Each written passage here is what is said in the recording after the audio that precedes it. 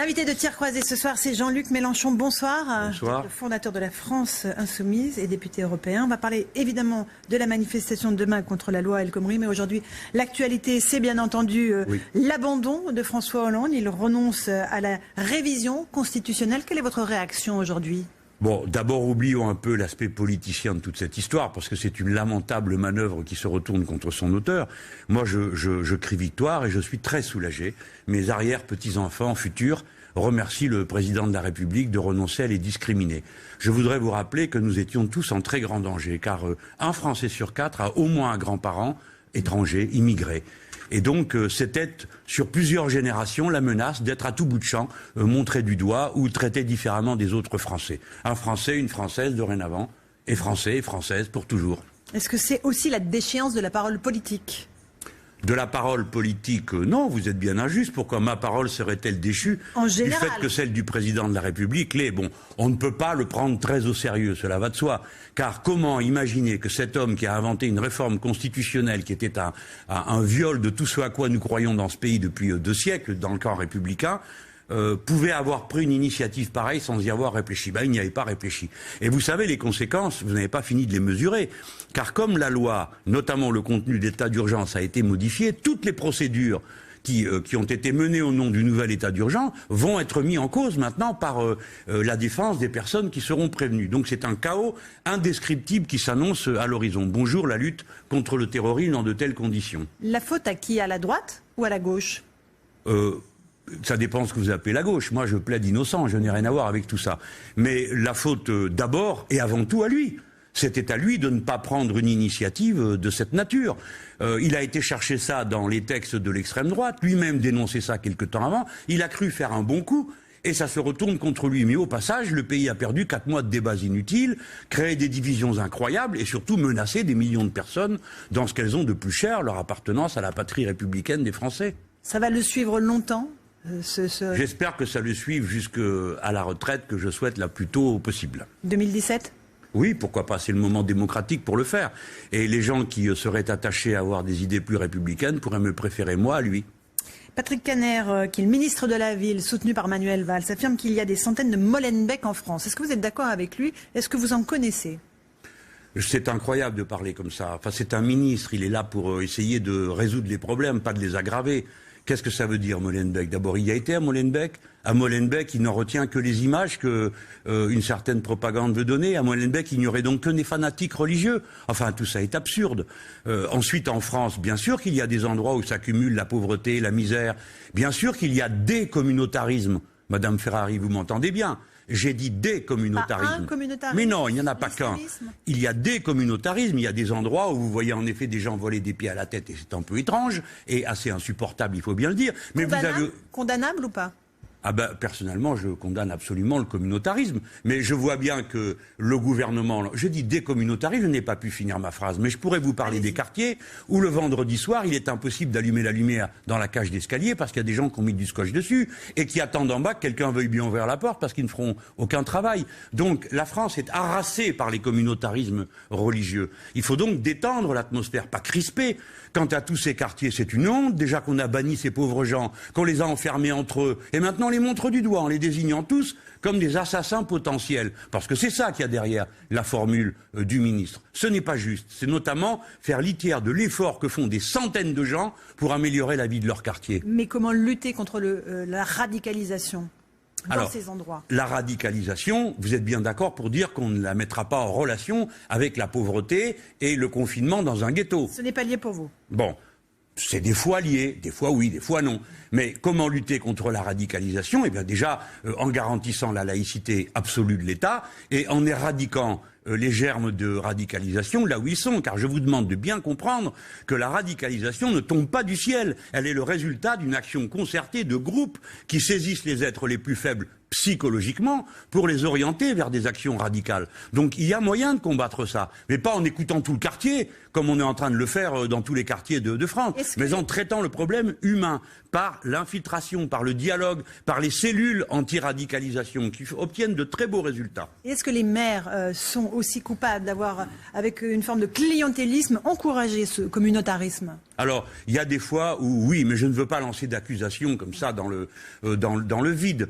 Pendant un temps, il y a eu beaucoup de maires, j'en ai connu en Essonne lorsque j'étais moi-même un élu local, et des plus notables, qui pensaient acheter la paix en subventionnant tout le monde et n'importe qui. Pensez à qui? Des associations, non, je vais pas mettre de nom parce qu'après je vais me fâcher avec la moitié de la terre, mais qu'ils sachent tous que j'ai une mémoire très vive de ces situations et de ce qu'ils disaient de moi à l'époque, lorsque je refusais que l'on subventionne des associations dont le caractère cultuel était évident.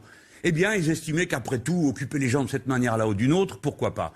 Maintenant, je pense que tout le monde comprend que la laïcité est un moyen de vivre ensemble, pas un supplément d'âme, ni une manière d'amuser la galerie. Il faut donc que l'État soit strictement laïque. Il faut donc que les institutions publiques soient strictement laïques. Et pour tout le monde, pas celui-ci a le droit de faire une crèche et l'autre n'a pas le droit de s'habiller de telle ou telle manière. Ça, ce n'est pas normal, pour ne prendre qu'un exemple facile à présenter et auquel chacun a des images à attacher. Dernière question sur ce sujet. Est-ce que vous êtes pour la perpétuité réelle pour ces terroristes? C'est un débat qui a eu lieu depuis quelques jours. Mais la perpétuité, c'est la perpétuité. Qu'est-ce que tous ces gens viennent rajouter aux lois et quoi? La perpétuité réelle, et s'il de temps à autre avec enfermement... arrêtez de lancer comme ça des idées qui n'ont pas de sens, dont on s'aperçoit ensuite qu'elles ne sont pas praticables. La perpétuité, c'est la perpétuité. Ensuite, il y a un régime qui est géré par les juges des libertés, pas au hasard et pas en jouant au dé, par des gens responsables qui, dans la limite des moyens humains, de toute personne humaine, tâchent de prendre la bonne décision. Et dont les gens à prendre des bonnes décisions, plutôt que de dire aboyer à leur porte tous les 5 minutes, ce qui ne fait que créer du désordre. François Hollande retire sa réforme de la Constitution. Doit-il retirer la loi travail? C'est ce que demande M. Mailly ce soir. Mais bien sûr, demain matin... demain, nous serons en manifestation dans tout le pays. J'espère que mes compatriotes vont mettre vraiment le paquet. Je demande qu'ils comprennent bien de quoi il s'agit. Autrefois, la loi décidait et on ne pouvait dans une entreprise qu'améliorer la loi. Dorénavant, dans chaque entreprise et quasiment sans moyen de réplique, eh bien, il y aura une loi particulière. C'est comme si chacun d'entre nous inventait un code de la route pour sa propre rue. Et ensuite, on s'étonnerait qu'il y a des accidents. On prétend faciliter l'embauche en facilitant le licenciement. En gros, on pense encourager au mariage en facilitant le divorce. Tout ça est ridicule et crée des conditions de vie infernales pour les gens qui vivent de leur travail, qui doivent se lever le matin, aller au travail, en revenir. Tout cela vont être persécutés par de telles dispositions. Je demande au président de la République qui a laissé faire assez de bêtises, cette fois-ci d'assumer sa responsabilité. Nous, des millions de gens, nous avons voté pour lui, pensant qu'il était meilleur que le précédent. Il s'avère être pire. Nous avons été dupés. Il nous doit, nous aussi, de nous céder. Après tout, il a cédé à la droite aujourd'hui. Il pourrait bien céder à la gauche de la rue demain. Combien de personnes attendez-vous demain? 1 million? Plus? Ce sera un échec? Moi, j'ai dit une fois 1 million, mais peut-être que j'ai mis la barre trop. Parce que beaucoup de gens devront faire grève pour être là et ça coûte beaucoup dans les salaires. C'est très difficile. Il n'y a que les bourgeois qui croient qu'on manifeste pour s'aérer et qu'on fait grève pour se distraire. Ce sont des choses qui coûtent aux salariés. Donc moi, je ne me mêle pas de faire autre chose que d'apporter mon soutien, ma fraternité, d'être dans les manifs avec les autres, et voilà. Mais demain, vraiment, les gens, bougez-vous, parce que si vous laissez passer ça, après, qu'est-ce qu'on devient? Vous avez 64 ans? Vous allez être candidat à la présidentielle, vous avez lancé ce mouvement de la France insoumise. Est-ce que vous croyez encore possible une candidature de François Hollande? Eh bien, ça le regarde. Une fois, j'ai dit qu'il ne le serait pas. Est-ce que j'ai eu raison ou tort? Mais à la vérité, je m'en moque. J'aimerais bien, cependant, qu'il le soit. Je vais vous dire pourquoi. Parce qu'à ce moment-là, les gens pourraient comparer ce qu'il a dit la dernière fois et ce qu'il a fait. Et on pourra comparer ce que moi, je disais à son sujet, et les gens verraient que j'avais raison. Alors peut-être qu'il m'est arrivé, parfois, on a dit « vous êtes trop dur ». Mais aujourd'hui, qui viendrait me dire que j'ai été trop dur dans les critiques que j'ai présentées contre lui? C'est moi qui avais raison. De temps en temps, on peut aussi le dire. Alors pour le reste, oui, j'ai proposé ma candidature, j'ai ouvert un site qui en est la plateforme d'organisation, et j'espère que de là va naître un grand mouvement. Il a bien commencé, j'en suis à 88 000 parrainages citoyens. Je dis bien parrainages citoyens, Parce qu'il faut d'autres parrainages pour la présidentielle. Mais oui. D'élus. Et qui seront intégralement publiés. Vous le savez, désormais, Oui, les oui. Alors, règles ont changé et le temps de parole aussi a changé. Oui, ah ben ils ont trouvé un nouveau moyen pour se débarrasser de leurs concurrents. C'est-à-dire que, d'abord, le temps de parole ne sera plus le même, comme vous venez de le dire, ne sera plus égal aussi longtemps. Et deuxièmement, les parrainages, qui sont déjà pas faciles à trouver, 500 parrains, c'est pas tous les élus qui peuvent parrainer, c'est certains, qui ont un privilège qu'ils n'ont jamais demandé. Et ce sont donc, en quelque sorte, les notables qui désignent qui a le droit d'être candidat ou ne pas l'être. Donc imaginez-vous que les appareils de parti serrent la vis à fond. Je le sais, j'ai été membre d'un tel appareil, donc je sais comment ça se passe. On empêche les gens de signer. Et du coup, on espère se débarrasser des concurrents.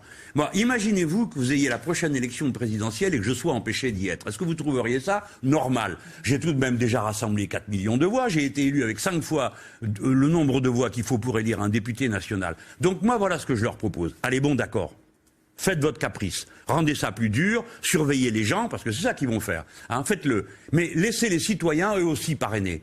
Donnez un chiffre. Moi, je dis 100 000, mais ça peut être 1 million. Si vous voulez, 1 million de signatures avec un numéro de carte électorale vaudrait parrainage d'une candidature. Mettez le chiffre que vous voulez, mais donnez aux citoyens le pouvoir de le faire. Si vous ne le faites pas, c'est que déjà vous avez peur du peuple. Voilà ce que je leur dis. Une dernière question sur la rémunération de Carlos Tavares, le patron de PSA, qui a doublé en un an 5,24 millions d'euros. C'est immoral ou c'est normal? C'est totalement immoral, mais c'est drôle parce que vous voyez comment est l'imaginaire. Dès quand vous dites un salaire minimum un peu élevé pour un travailleur, tout le monde dit « Ah, ça va tuer l'économie ». Et quand c'est pour un patron, non, tout le monde beaucoup de gens trouvent ça normal. Vous avez même un gars comme Gattaz, qui se donnait que le mal de naître, dans le bon berceau, qui dit « Ah c'est normal, ça récompense l'effort ». Mais quel effort? Quel genre de travail font ces personnes pour mériter à elles toutes seules 530 années de SMIC d'un travailleur honnête qui se lève tous les matins pour y aller? Moi, je pense que ces patrons coûtent beaucoup trop cher. On pourrait trouver à moins cher. Les patrons arrivent à trouver des ouvriers à moins cher. Il me semble que les salariés devraient pouvoir trouver, et les citoyens, des patrons qui coûtent beaucoup moins cher que cela. Voilà ce que je propose. Pas de salaire en dehors de la fourchette de 1 à 20. Je suis sympa, c'est 1 à 20. La demande des syndicats européens, c'est de 1 à 10. Et dans l'économie sociale et solidaire, vous savez, ça existe dans ce pays. Et la dernière fois que les patrons ont voté, ils ont donné 19% des voix à ces gens-là, qui n'ont aucun pouvoir aujourd'hui. Il n'y a que le MEDEF qui a droit à tout. Eh bien, et on propose dans l'économie sociale et solidaire pas de marge plus grande que de 1 à 7. Voilà les gens ce que je vous propose. C'est pas une mesure bolchevique échevelée. Pas de salaire de 1 plus grand que 1 à 7 l'écart. Donc, quand le patron veut s'augmenter, il est obligé d'augmenter le petit dernier des salaires de la maison. Ça serait juste. Parce que le meilleur mérite, c'est celui de ceux qui produisent, pas de ceux qui font semblant de diriger. Donc, vous lui demandez de renoncer à cette rémunération? À toute cette rémunération? Une partie? Non, Madame Ferrari, je ne peux rien lui demander. Ces gens-là n'ont pas d'oreille. Ils n'écoutent personne. Leur organe principal est leur portefeuille. Et le reste, ils ne l'écoutent pas. Vous pensez bien, ils doivent considérer que je ne sais même pas si j'existe, parce qu'eux, ils sont dans un monde qui est un monde absolument hors de toute raison naturelle. Ils savent d'ailleurs même pas que vous existez vous-même. Ils y perdent. Merci beaucoup, Jean-Luc Mélenchon.